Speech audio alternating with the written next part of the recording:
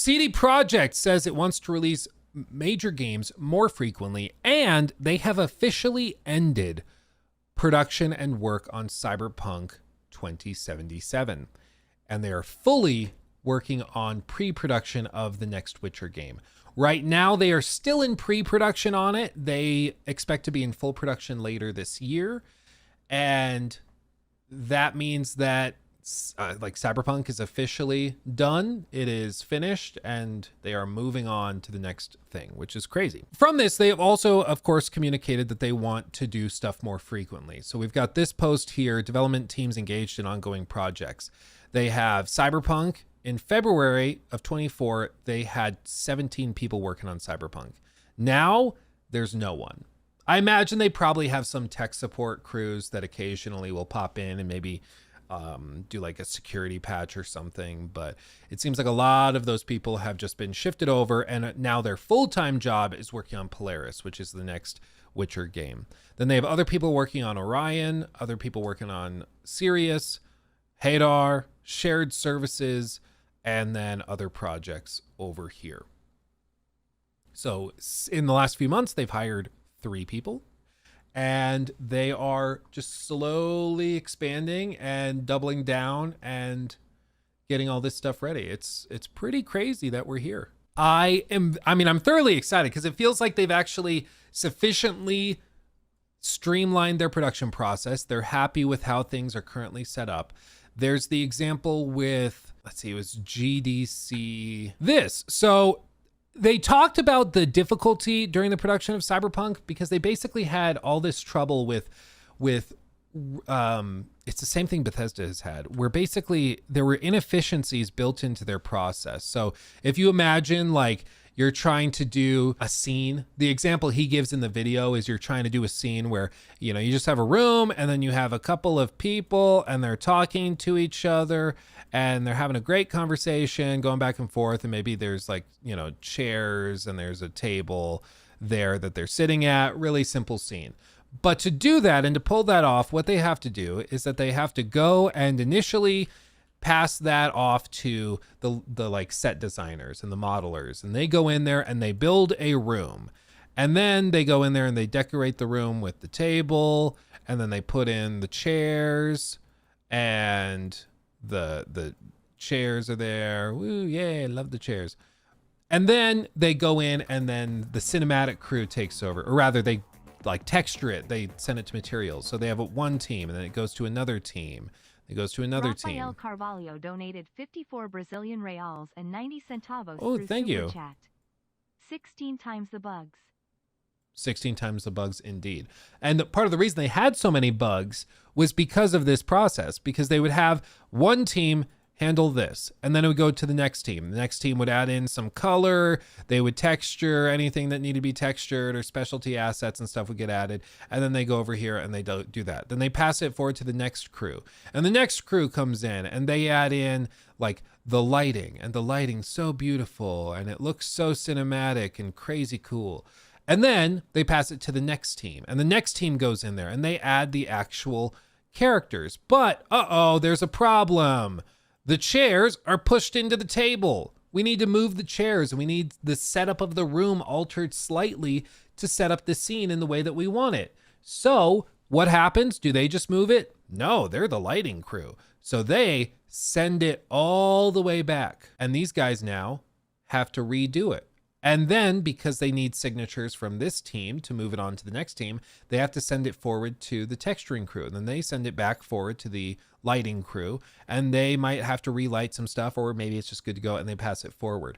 So there's all these layers of inefficiency anytime anything needs to be tweaked, because each time this happens, these guys will get to it when they can, but they're busy doing all the other scenes that other teams over here have passed to them. And so they are going to get to it when they can, but they're just these guys are waiting until they get what they need from the previous teams. So there's just multiple layers of inefficiency. And it's the same thing that happens at Bethesda Game Studios that has been leaked and discussed in all sorts of interviews and stuff from former and current devs, where there's just too much bureaucracy, too many layers of management. In order to get anything done, it has to go through multiple signatures. And then if something has to be redone, it goes all the way back to the beginning. And then they have to get all the signatures again. It's just super, super inefficient. So what they did at CDPR for Cyberpunk Phantom Liberty is they re-evaluated the whole production system and tried to figure out how to do it more efficiently. And so they made what they call like strike teams. And so what they do is, instead of having each of these things as a separate team that needs separate signatures, they put one person from each one of these teams on an individual strike team. So you have the guy from the modeling department, you have one guy from the lighting team, you have one of the ladies from, lighting. And then, over here we have the other guy from the cinematics team. And so you then have this team that's ready to go, and they handle everything in the scene. Now, that then means that there's not as many layers of possible creative input, blah, blah, blah. But it does mean that this team can do everything they need to do to achieve this scene and to finish it quickly, because each of the relevant skill sets are represented, and then they can move on to the next scene.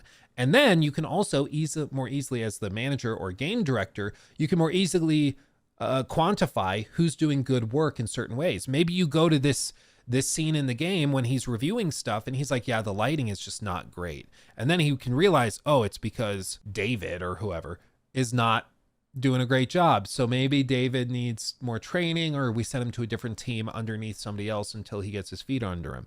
You can identify who's responsible for each of these things. Freaking David. Yeah. So that's what they did. And it worked fantastically well. And it put a lot of pressure on the game director, of course, and his team of directors, because they had to go in and check on every one of these teams and make sure everything was working the way it was supposed to. But clearly, it greatly improved their efficiency, their ability to get things done in a high quality way.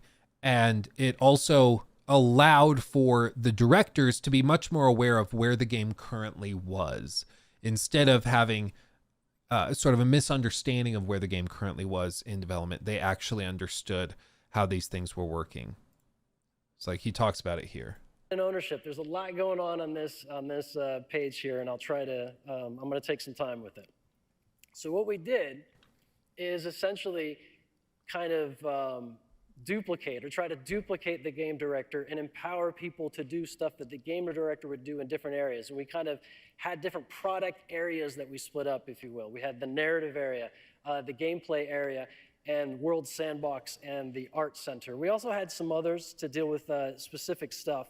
And we put a product owner, an area product owner in each one that then would be able to kind of make those calls.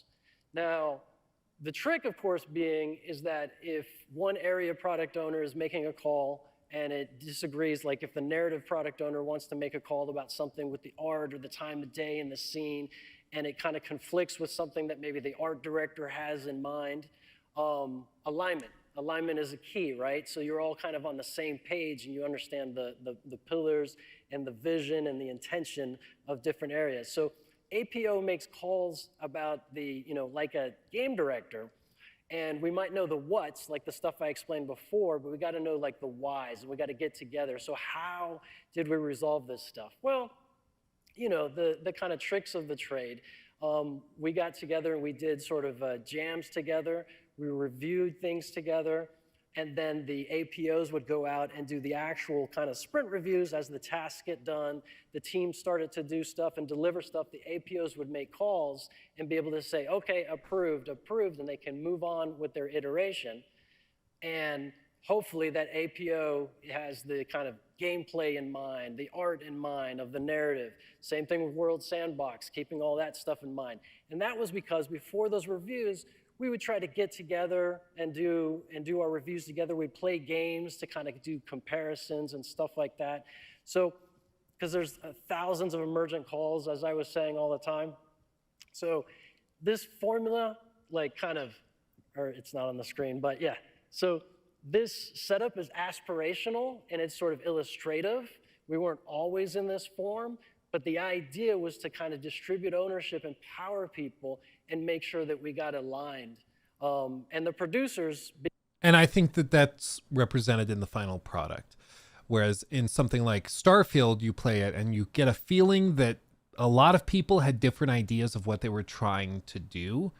And that's why you end up with conflicting tones, conflicting gameplay design and things, where like in one mission you do something really cool in Starfield, and then the next mission it's the most boring thing you've ever experienced. And it's just because the teams were there was no consistency of vision. There was not really any alignment. People were constantly waiting for approvals on stuff, so stuff got forgotten and it just drifted further and further. Really fascinating case. I think, you know, they've done a lot. We talk, of course, a lot about skepticism in on Luke Stevens Live, just in general, because I think it's the best way to protect against fraud and deception and trickery and BS, is just by maintaining healthy skepticism. And all that means is that you don't accept a claim until there is sufficient evidence to accept that claim. And in the case of CDPR, I don't think you should give them any like generous benefit of the doubt or anything when it comes to their next game. Like when we see the next Witcher game, I don't think you should just assume it will run great and be super polished, especially because they're using new tech and all that stuff where there's the potential for hiccups to arise. But I do think that they have shown a real desire and drive to right the wrong and to fix it. In the same way like Hello Games has with No Man's Sky. And so I think there is something really impressive about what they pulled off with Cyberpunk 2077, especially because a lot of other companies would have just abandoned it and moved on to The Witcher and been like, they'll forgive us when they play The Witcher, it's fine. But instead they fixed it and they tried to really, really improve it. And I do think that deserves some credit, in my humble opinion. Doesn't mean that you forget what happened. It just means that you should be cautiously optimistic, I think. He took my thing.